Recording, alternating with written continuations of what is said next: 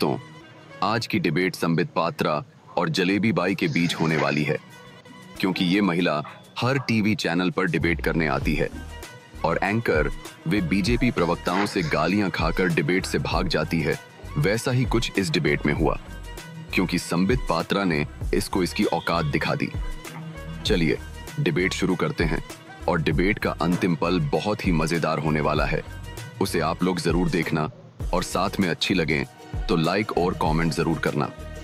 धन्यवाद।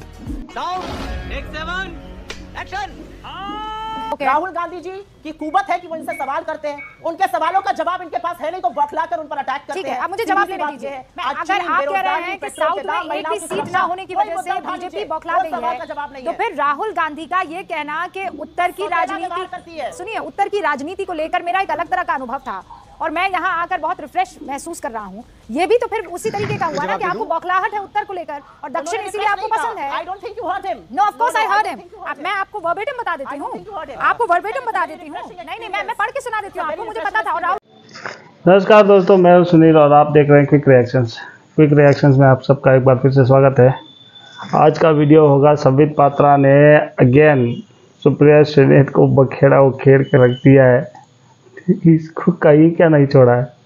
बोलते हैं कांग्रेस का मीडिया हेड है, मीडिया हेड को तो हेड ही उड़ा दिया है संबित पात्रा ने। चलिए वीडियो देखते हैं और राहुल गांधी और इनका दोनों का मिला के बैंड बजा दिया है। चलिए वीडियो देखते हैं और मजे लेते हैं। जो भी आपके मन में थॉट्स हो प्लीज कमेंट्स में बता के जाइए। चलिए वीडियो देखते हैं।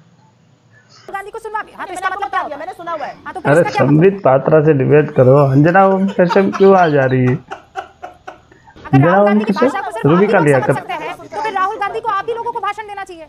अगर हम लोग नहीं समझ सकते हैं तो फिर वो बाहर भाषण ही क्यों दे रहे? तो राहुल गांधी के भाषण को अगर आप ही समझ पाते हैं तो फिर वो कांग्रेस को ही भाषण दिया करें ना। मैं तर्कीब बात नहीं कर रही हूँ, मैं आपको पढ़ के सुनाती हूँ। शुरुआती 15 साल में मैं उत्तर भारत से सांसद रहा, इसीलिए मुझे एक अलग तरह की राजनीति की आदत हो गई और मेरे लिए केरल आना बेहद ताजगी भरा रहा। ये क्या मतलब इसका? क्या गलत बात होगी? मतलब इसमें कौन सी बड़ी बात हो गई भाई? केरल हिंदुस्तान का हिस्सा है या नहीं है रूबिका जी? अरे तो फिर आप ये कह देते कि यहाँ आकर मैं ताजा महसूस कर रहा हूँ। 15 साल तक मैं वहां रहा, मुझे अलग तरह की राजनीति की आदत थी, यहाँ आकर मैं ताजा फील कर रहा हूँ। सुप्रिया श्रीनेत आप समझ रही हैं? ये तो कंपैरिजन तो आप बात को तोड़ मरोड़ के प्रस्तुत कर रही हैं। नहीं, आप भी समझ रही हैं समय आप ये क्या कर रही है, ये आप भी समझ रही है। मैं आपसे ये कह रही हूँ कि बात को तोड़ मरोड़ के प्रस्तुत कर रही है। नहीं, आप भी समझ रही है समय आप ये क्या कर रही है, ये आप भी समझ रही है। मैं आपसे ये कह रही हूँ कि ये जो कह रहे हैं इसके माने क्या है? अब ये सवाल नहीं तो क्या, मैं ऐसे पढ़ रही हूँ। राहुल गांधी की 3 लाइनों के माने क्या है? ये सवाल पूछना ऐसे पढ़ना है क्या? मैं कोई भाषण दे रही हूँ यहाँ पर? मैं सवाल ही तो जवाब दीजिए संबित पात्रा। रूबिका जी, मैं खुल के एक बात कह दूं, अन्यथा मत लीजिएगा। जहां तक ये गांधी परिवार का विषय है, गांधी परिवार के लिए ना तो इडली डोसा इनका है और ना मकई की रोटी सरसों का साग इनका है। ये तो पिज्जा पास्ता वाले हैं, राहुल पास्ता। मैं तो आज जनता से कहूंगा ट्वीट करो, पास्ता राहुल या राहुल पास्ता है ना। इसका इडली डोसा से कोई संबंध है ना, मकई की रोटी और सरसों के साग से है ना, उड़ीसा से है, बंगाल से है और ना ही गुजरात से है। इसको कुछ अच्छा लगता है तो केवल इटली ही अच्छा लगता है, तभी तो। अभी इंतजार करिए, 4-5 दिन बाद इटली में ही मिलेंगे। मैं लिख के दे रहा हूं, लिख लीजिए रूबिका जी। पार्लियामेंट सेशन 8 तारीख को शुरू होगा, राहुल गांधी जी नहीं मिलेंगे। बात तो सही है। जब किसान पिज्जा खाता है तो उस पर भी ये लोग सवाल उठाते हैं, किसान होने पर सवाल उठा देते हैं। वही किसान जो गेहूं उगाता है, जो सब्जियां उगाकर अगर पिज्जा खा रहा होता है सिंगू बॉर्डर पर, तो उस पर भी ऐसे लोग बैठकर सवाल उठाते हैं। अच्छा, आज मैं एक बात कहना चाहती हूँ। यूजुअली मैं इमोशनल नहीं होती हूँ, लेकिन आज मैं ये बात कह के रहूंगी।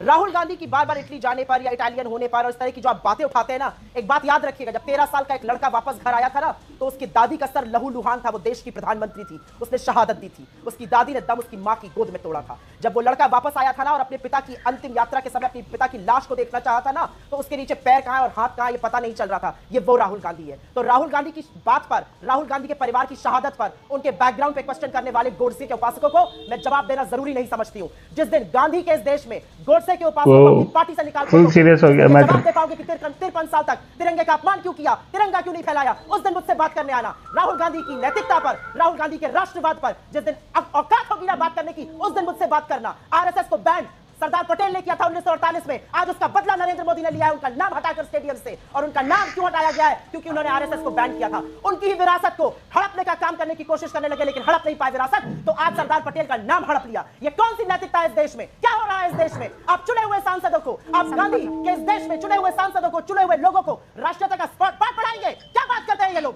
मैं इमोशनल नहीं होती, लेकिन आज मैं चुप नहीं बैठूंगी। बहुत बकवास सुन ली मैंने इसकी, इस आदमी की, इनकी पार्टी की। हद हो गई है बदतमीजी की। और आप लोग कोई कुछ नहीं बोलता, क्योंकि आप नहीं बोलिएगा तो मैं आज जरूर बोलूंगी। हो गया होगा आपके लिए, शहादत आपके लिए नौटंकी होती होगी। मेरे लिए एक प्रधानमंत्री की शहादत, एक प्रधानमंत्री का असैसिनेशन, एक प्रधानमंत्री का बम में उड़ा देना नौटंकी नहीं है। इस देश को माफी मांगनी चाहिए उस परिवार से। और आप बात करते हैं यहाँ पर आकर राहुल गांधी पे सवाल करते हैं। इन लोगों की औकात है सवाल करने की? तो कौन की औकात है आपकी इस देश में? माफ कर दो हनुमान जी। 22 साल की लड़की को अरे बस करो मेरी माँ, बस करो। चुप रहिए। अरे भगवान का नाम ले लिया, माफ कर दो रूबिका जी। भगवान का नाम ले लिया। अरे बैठो, शांति से बैठो। अरे ये रूबिका जी, ये हेडमिस्ट्रेस को कहां से पकड़ के लाते हो? अरे जाओ जाओ, पागल खाने जाओ। अरे आप तो पागल खाने जाओ, मैं तो वहां जाऊंगा, आप पागल खाने में जाओ। पागल खाने में जाओ, आपको ट्रीटमेंट की जरूरत है, आपको पागल खाने में। आपने कहा इस देश को माफी मांगनी चाहिए, इस देश को माफी मांगनी चाहिए कि गांधी परिवार ने शहादत दी है इस देश के लिए। ठीक है, अब मैं आगे ले जाती हूँ इस बहस को। संबित पात्रा, देखिए मैं बहुत देर तक सुना रूबिका जी, और मैं बहुत शांति से बात कर रहा हूं। रूबिका जी, मैं एक ऐलान, रूबिका जी, हाँ परसों आप मुझे कच्चा चबा रही थी, आज बखिया उधेड़ देंगी। मैं तो भगवान राम को याद कर रहा हूँ, मुझे तो रामायण सीरियल के वो दृश्य याद आ जाते हैं। क्या उधेड़ देंगी? मैं तो भगवान राम को याद कर रहा हूँ, मुझे तो रामायण सीरियल के वो दृश्य याद आ जाते हैं।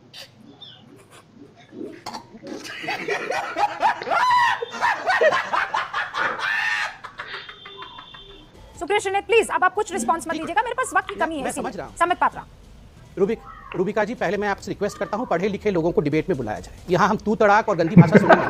मोदी जी के लिए क्या क्या भाषा कहा गया, मोदी जी को हमने कभी किसी भी प्रवक्ता को ऐसी गाली दी?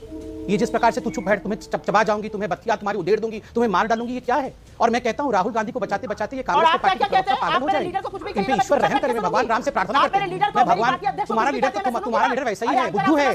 तुम्हारा लीडर अध्यक्ष नहीं है, वो बुद्धू है। दोनों को दे दिया मैंने। ठीक है, ठीक है, दोनों को एक मार्क्स इसके लिए दे दिया। देखिए रूबिका जी, मैं बिल्कुल चिल्ला नहीं रहा हूँ, मैं बिल्कुल आपके मार्क्स नहीं चाहिए। देखिए रूबिका जी, हम डिबेट कर रहे हैं राहुल गांधी, इतना शानदार आपने नाम दिया है, मार्क्स तो लेने पड़ेंगे। डिबेट कर रहे हैं राहुल गांधी।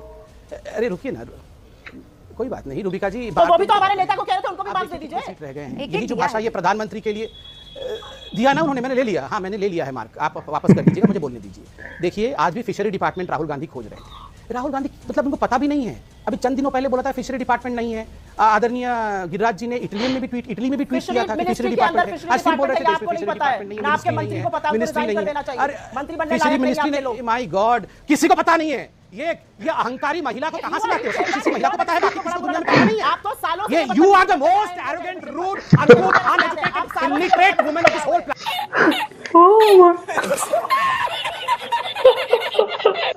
लोग भूल जाते हैं, लोग सोचते हैं कि आजादी की लड़ाई